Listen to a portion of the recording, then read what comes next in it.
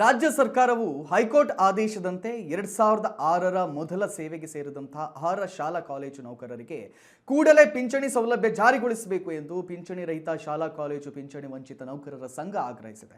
ಸುದ್ದಿಗೋಷ್ಠಿಯಲ್ಲಿ ಮಾತನಾಡಿದಂತಹ ಸಂಘದ ಗೌರವಾಧ್ಯಕ್ಷ ನಾಗರಾಜಪ್ಪ ಬಕ್ಕಬುಂದಿ ಹಾಗೂ ಲೋಕೇಶ್ ತಾಳಿಕೋಟೆ ಹೈಕೋರ್ಟ್ ಆದೇಶವನ್ನು ಸರ್ಕಾರ ಇನ್ನೂ ಕೂಡ ಜಾರಿಗೊಳಿಸಿಲ್ಲ ಎಂದು ಆರೋಪಿಸಿ ತಕ್ಷಣ ಪಿಂಚಣಿ ನೀಡದಿದ್ದರೆ ರಾಜ್ಯಾದ್ಯಂತ ಹೋರಾಟ ನಡೆಸುವುದಾಗಿ ಎಚ್ಚರಿಕೆಯನ್ನು ನೀಡಿದರು. ಸುಪ್ರೀಂ ಕೋರ್ಟಿಗೆ SLP ಓದೇ ಹೋಗ್ತೀವಿ ಅಂತೇಳಿ ಆ ಕಾರಣಕ್ಕಾಗಿ ನಾವು ಅಡ್ವಾನ್ಸಾಗಿ ಕ್ಯುವೇಟನ್ ಹಾಕ್ತೀವಿ. ಸದಕ FD ಪ್ರಿನ್ಸಿಪಲ್ ಸೆಕ್ರೆಟರಿನೇ ಹೇಳಿದ್ದಾರೆ. ಈ ಹಿಂದೆ ನಾವು ಮೇಲ್ಮನವಿ ಸಲ್ಲಿಸ್ತೀವಿ ಅಂತ ಹೇಳಿದ್ದಾರೆ ಸರ್.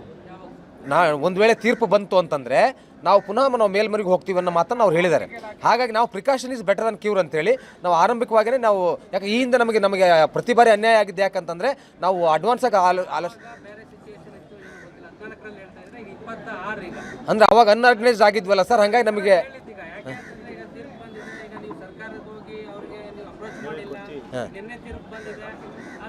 ಸರ್ ಈ ವಾರದಲ್ಲಿ ಈ ವಾರದಲ್ಲಿ ಮುಖ್ಯಮಂತ್ರಿಗಳ ಹತ್ರ ಒಂದು ನಿಯೋಗನ ತಗೊಂಡು ಹೋಗ್ತೀವಿ.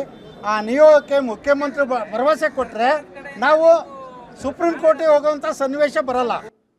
ಆ ಸಂವಿಧಾನದ ಆರ್ಟಿಕಲ್ 14 ಸಮಾನತೆ ಅಂತಕ್ಕಂಥ ಒಂದು ಬಹುದೊಡ್ಡ ಹಕ್ಕನ್ನು ಕೊಟ್ಟಿದೆ. ಅದೇ ಸಂವಿಧಾನದ ಆರ್ಟಿಕಲ್ 36D ಏನು ಹೇಳುತ್ತೆ ಅಂದರೆ ಸಮಾನ ಉದ್ಯೋಗಕ್ಕೆ ಸಮಾನ ವೇತನ ಎಂಬತಕ್ಕಂಥ ಒಂದು ಹಕ್ಕನ್ನು ಕೊಟ್ಟಿದೆ.